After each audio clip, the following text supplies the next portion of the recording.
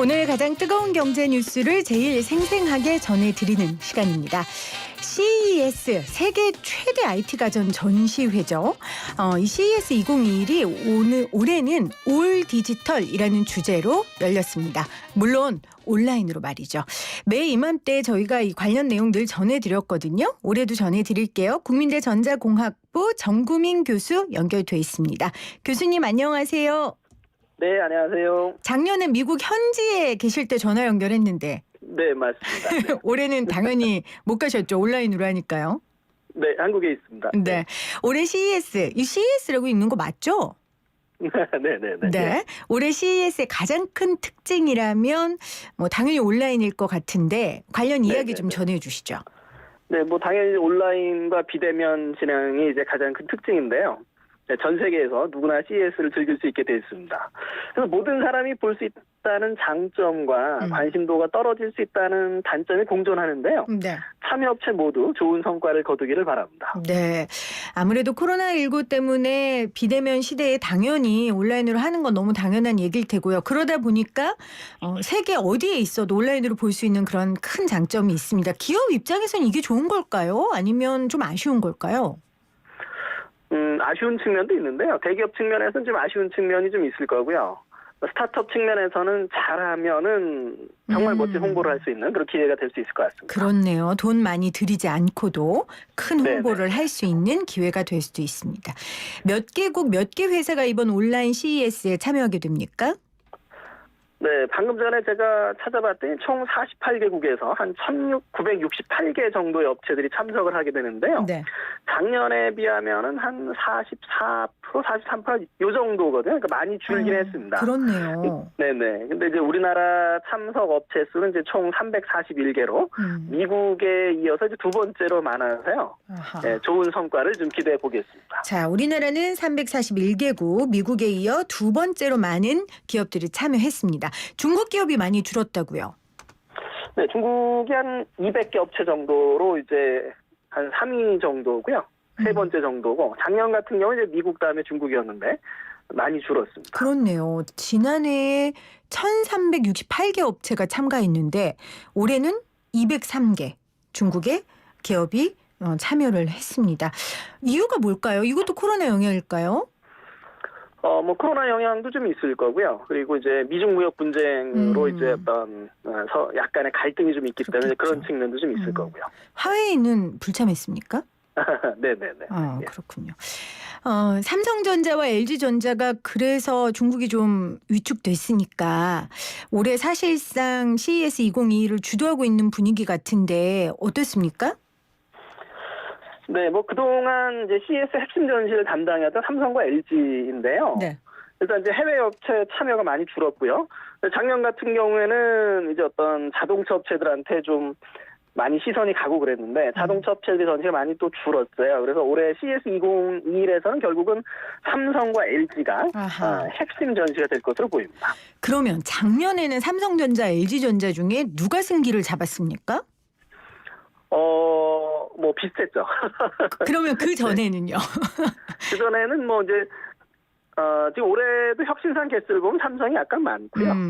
네, 근데 이제 전 시장에 가서 저 디스플레이나 이런 부분에서 이제 LG와 삼성이 서로 어떤 대형 디스플레이 경쟁을 좀 치열하게 벌이면서 네. CES의 이제 핵심이 좀 되고 있습니다.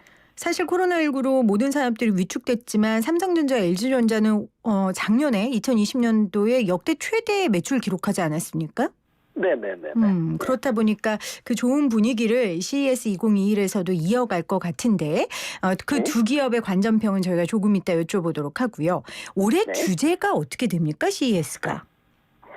뭐 이제 일상 속의 혁신 뭐 이런 어떤 그런 어떤 코로나나 온라인에 따라서 그런 어떤 부분에 좀 포커스를 맞출 것 같습니다. 네. 핵심 키워드들이 있을 것 같은데요. 올해는 어떤 키워드를 꼽았나요? 뭐 이제 기술적으로야 뭐 이제 5G나 AI, IoT 이런 부분들이 있는데요. 네. 올해 이제 아무래도 온라인이나 이제 비대면 측면들, 이제 AR, VR 측면들 이런 측면들이 많이 관심을 받을 것 같고요. 특히 이제 중요해지는 키워드가 스마트홈인 거죠. 네. 결국 우리가 이제 온라인 시대에 코로나 시대에 집에서 생활을 많이 하기 때문에 스마트홈에서 이제 어떻게 생활할 건지. 그래서 뭐 홈코노미, 홈이코노미 같은 용어도 좀 나오고요. 네.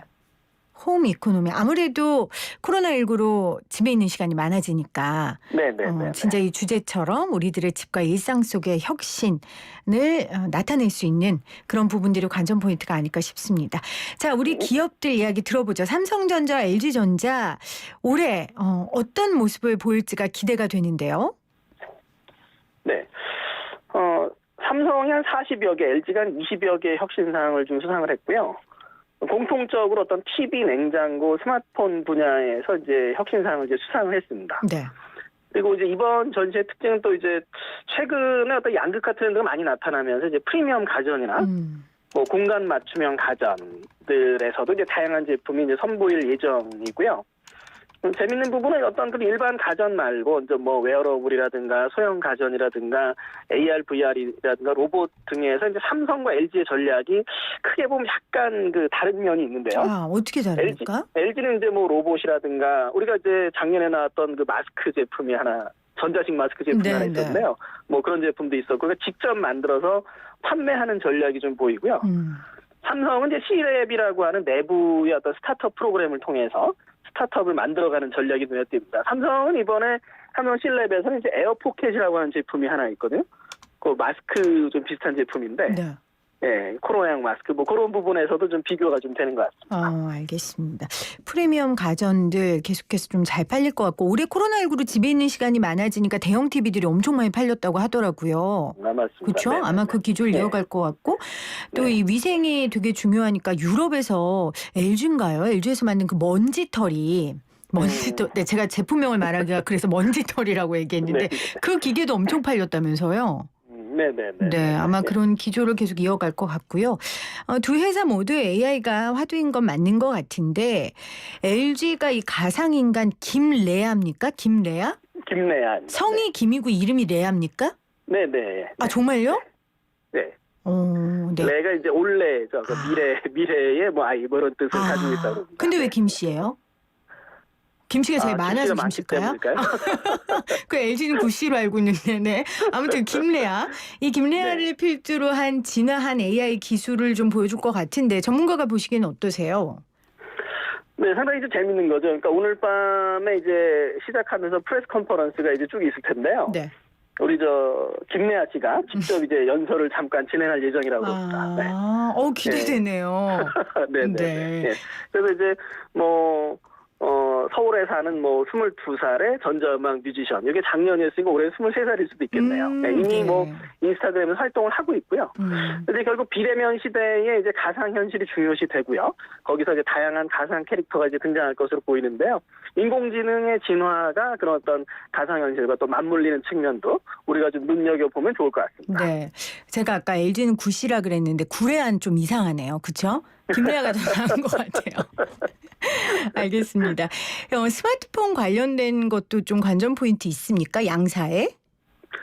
네, 스마트폰에서도 한 4개 정도 제품을 이제 혁신상을 받았고요. 네. 뭐 갤럭시 20라든가 이제 G 플립이라든가 LG는 뭐 윙이라든가 벨벳이라든가 혁신상을 좀 받았고요. 그런데 이제 그 혁신상 이외에 이제 지금 우리가 삼성 갤럭시 21 언팩 행사가 좀 있고요. 그리고 이제 삼성과 LG의 이제 폴더블 폰 경쟁. 그래서 LG가 이제 상소문 폰이라고 하는 롤러블 폰을 이제 선보일 것인가 이런 부분이 좀 있고요. 네. 삼성은 이제 그 2번 접는 폰 컨셉을 이제 발표를 좀 했는데 그런 부분이 이번 CES에서 나올 것인가. 안 나올 수도 있는데 네, 그런 부분이 또 이제 관심 포인트가 되고 있습니다. TV 전쟁도 늘 화제잖아요. 앞서 제가 대형 TV 올해 많이 팔렸다 했는데 이번에도 불꽃 튀기는 경쟁 예상되죠? 네, 맞습니다. 작년 말에 한번 좀 이슈가 있었고요. LG에서 이제 그 QNED TV를 좀 해놨는데 사실 이제 QNED라는 건 이제 삼성 디스플레이가 좀 쓰고 있던 용어여서 좀 이슈가 좀 되기도 했고요. 올해는 이제 작년 CES가 이제 어떤 마이크로 LED가 좀 주요 이슈였다 그러면 마이크로 LED 기술이 이제 가격을 빠른 시간 내에 낮추기 어려울 것 같다 이런 예측이 좀 있거든요. 네. 그래서 최근에는 가격 경쟁을 내세운 LCD 계열의 이제 미니 LED 백라이트가 이제 주요 이슈가 될 것으로 이렇게 전망을 좀 하고 있습니다. 혁신상 측면에서는 그 LG전자의 48인치 OLED TV가 이제 최고 혁신상을 수상했고요. 삼성의 8K 마이크로 LED TV가 뭐 혁신상을 수상하기도 했습니다. 네. 작년에 자동차 관련 이슈가 되게 많았던 걸로 기억하는데 아까 네, 앞서 교수님이 올해는 좀 상대적으로 별로라고 하셨죠. 많이 주목되진 않는다고. 많이 줄었죠. 전시가 많이 줄었습니다. 네. 현대차도 이번에 CES 참여하지 않는다 그러던데요. 네, 맞습니다. 네. 벤츠하고 GM은 전시를 좀 할 것 같고요. 현대, 토요타, 복스바겐은 이제 전시를 하지 않을 것 같습니다. 그래서 대략적으로 이제 자동차 업체들이 온라인 쇼에서의 홍보 효과가 있을까라는 의문이 하나가 좀 있었던 것 같고요. 다음에 작년에 이제 코로나19로 전반적으로 실적이 좀 저조했죠. 네. 상대적으로 이제 현대기아가 뭐 실적이 좋은 면이 좀 있었지만 다들 지금 실적이 저조하면서 전시에 참여가 크게 줄지 않았나 이렇게 좀 보고 있습니다. 네. 우리나라 기업 중에 GS 칼텍스하고 만도 이 기업이 처음으로 참여한다는데 어떤 것들 보여줄까요? 네, GS 칼텍스 하면은 우리가 이제 주유소를 좀 네. 떠올릴 수 있는데요. 이제 GS 칼텍스가 제시하는 건 그 주유소를 우리가 어떻게 바꿔나갈까를 이제 미래 비전을 좀 제시할 것 같습니다. 아하. 예를 들어서 우리가 전기차를 충전을 하면 몇 시간 동안 충전을 하니까 그 주유소 내에서 뭐 엔터테인먼트도 좀 즐기고 물건도 구매하고 뭐 이런 컨셉이 좀 될 것 같고요. 휴식도 좀 하고. 네. 다음에 이제 GS 칼텍스에서 제시하는 컨셉은 이제 드론으로 배송 포인트가 되는 거죠. 주유소가요? 네네. 우리가 이제 드론으로 배송을 하면 사실 아파트 배송은 좀 어렵거든요. 그러니까 근데 이제 대신 주유소로 배송 포인트를 잡으면 드론이 얼마든지 이제 떨궈 놓고 갈 수가 있으니까 그런 컨셉을 지금 이제 제시할 걸로 보입니다. 또 하나의 새로운 패러다임을 만들 수 있는 그런 기술을 선보일 예정입니다. 만도는요? 네, 만도는 이번에 이제 스티어 바이 와이어라고 하는 기술이거든요.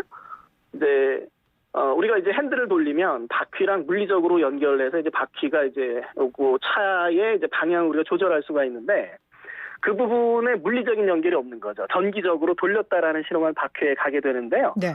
그 물리적인 연결이 끊기면 이제 어떤 장점이 있냐면은 기존에 이제 밑에 단에 이제 배터리를 중심으로 플랫폼을 만들면 위에 단의 공간을 자유롭게 설계할 수가 있는 거죠. 그래서 전기차나 자율주행차의 설계가 용이해지는 장점이 있습니다. 네. 5G 기술에 대한 새로운 돌파구가 혹시 CES에서 나오지 않을까 하는 기대감도 있습니다. 왜냐하면 지금 5G 폰만이 아니지만 그거 쓰는 분들은 굉장히 실망감들이 크셔서요. 어떻게 보십니까? 네, 이제 코로나로 2020년 5G가 좀 진화가 주춤했는데요. 네. 2021년에는 좀 새로운 반전의 기회가 되지 않을까 좀 기대를 하고 있습니다. 기술적으로 이제 작년 7월에 이제 비로소 이제 초고속, 초연결, 초저지연을 만족하는 5G 표준이 끝났거든요. 사실은 이제 그 표준을 만족하는 기지국이나 스마트폰이 나와야 네. 이제 본격적인 이제 5G 시대가 되는 거죠. 뭐 스마트 시티라든가 자율주행이라든가. 그래서 조금 더 이제 좀 기다려야 되는 측면이 있을 것 같고요. 그리고 5G 기지국이 결국 이제 전국을 좀 채워야 되니까 그런 면이 있고 이번에는 어떤 미국의 이제 버라이즌이 5G를 이용한 원격 위로나 원격 교육에 대한 어떤 비전을 제시할 계획이고요. 그리고 여러 업체들이 이제 5G 폰이라든가 뭐 우리나라 삼성, LG를 중심으로 5G 네. 폰이라든가 아니면 이제 5G 노트북이라든가 이런 제품들이 이제 또 혁신상을 받기도 했습니다. 자, 국내 기업들의 CES의 활약을 기대하면서 오늘 정국민 교수님과 함께 인터뷰 나눴는데 교수님 마지막으로 교수님 보시기에 이런 기업들 조금 눈여겨보면 좋을 것 같다. 이런 기술들 굉장히 신박하다 하는 거 있다면 몇 개 추천해 주시겠어요?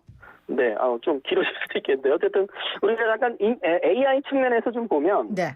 구글과 아마존이 이제 인공지능 음성 이제 간접 경쟁이 있습니다. 그래서 직접 경쟁은 아닌데 이제 그 음성 인식 엔진들이 여러 기기에 들어가서 경쟁하는 이런 측면들이 있고요.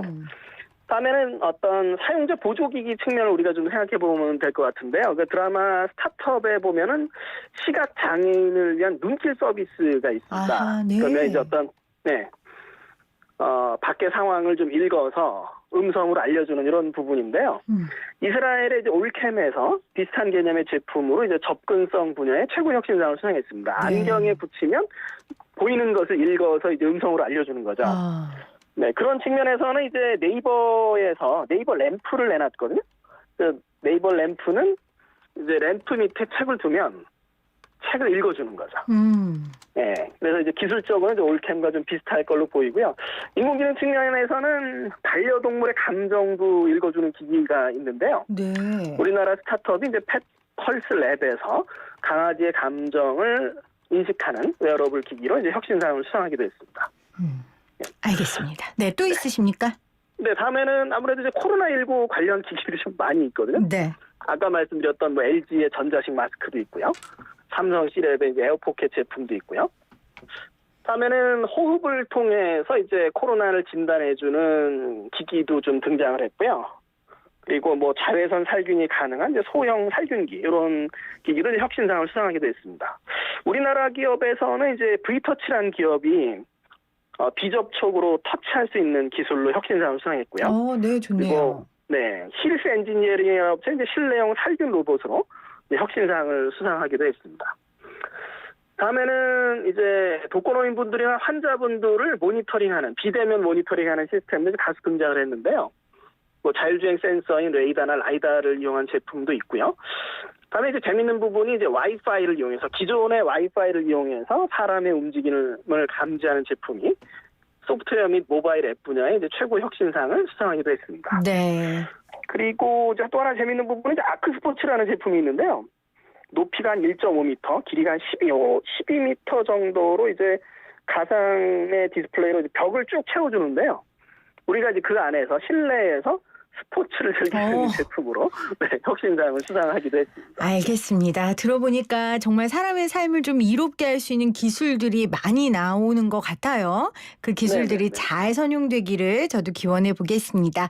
오늘 온라인이지만 생생하게 전달해 주신 교수님 다시 한번 감사드립니다. 고맙습니다. 네, 감사합니다. 새해 복 많이 받으십시오. 네, 지금까지 정구민 국민대전자공학부 교수였습니다.